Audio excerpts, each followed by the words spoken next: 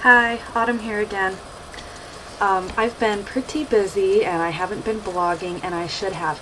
But last time, let's see, I had started all my seeds in these little Jiffy growing pellets, and they were just starting to sprout.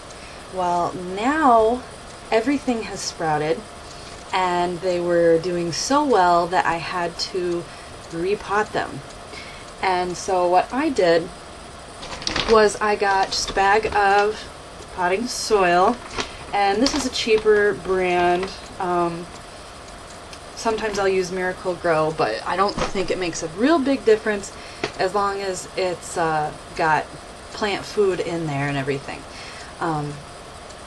What I have done is gotten a grow light, which is just a full spectrum fluorescent bulb. And so these fixtures are pretty cheap to buy. What's really great about them is that they don't heat up. So like I've had to kind of balance mine on furniture, so I know that it's not going to burn anything, which is good because I rent. I also they also don't use a lot of electricity, which is really nice if you're trying to cut down on your carbon footprint. So we're going to have to take a little trip over here, and I will show you what's been going on. Here you can see my grow light here that is balancing on these two chairs.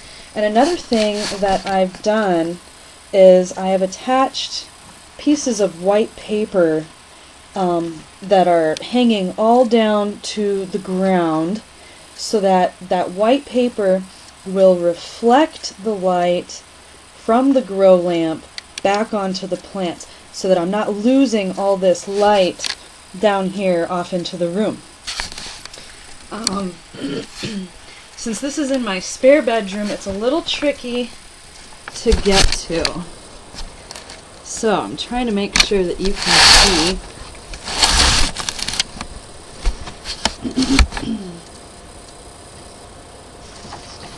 Now if we lift this up so that we can see our plants here, everything is doing really quite well. What I've done is transplanted my seedlings, and what's really great about those little pellets is that you can put them directly into their new pot, and the roots will actually grow out through that netting that holds that little pellet together. Here's one of my tomatoes, and he's in his little peat pot, and what's cool about these is these can actually be transplanted directly into the ground if you're doing an in-ground garden. And the roots will push out through this peat, and it will break down, and you can leave it there in your garden. You don't have to worry about it, unlike with plastic pots.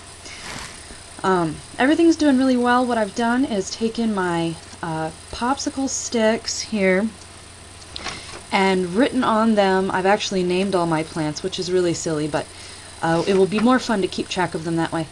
And then on the other side I've written what kind of a plant it is, so that when I do start transplanting into bigger pots, I won't have any confusion about what's what.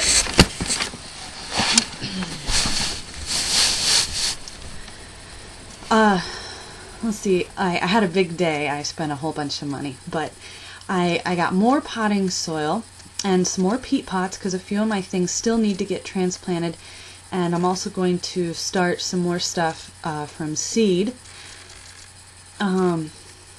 Since my original planting, I have added a few things. I am also growing some onions, and I started some nasturtiums, which are a real pretty flower. I started two kinds, one that's just going to, grow about that tall, and then another kind that's going to spill out over a basket, so that'll be really pretty. So I bought two hanging baskets, and I need to drill some holes in those so that they'll drain properly, and then I'll be able to directly transplant my nasturtiums from their little pellets right into the container garden, because I don't really want to freak them out too much by transplanting them a lot if it's not necessary. I'm also going to start some carrot seeds, and I found some 5-gallon buckets on the cheap. I went to the local hardware store, and some people will resell their used buckets back to the hardware store. So I found used 5-gallon buckets for $2 a piece. Now, brand new buckets at this particular store cost 3 times that much. So I've really saved myself a lot of money. $4 a bucket adds up pretty quickly, because I think I'm going to end up needing at least a dozen buckets. So that's going to get expensive otherwise.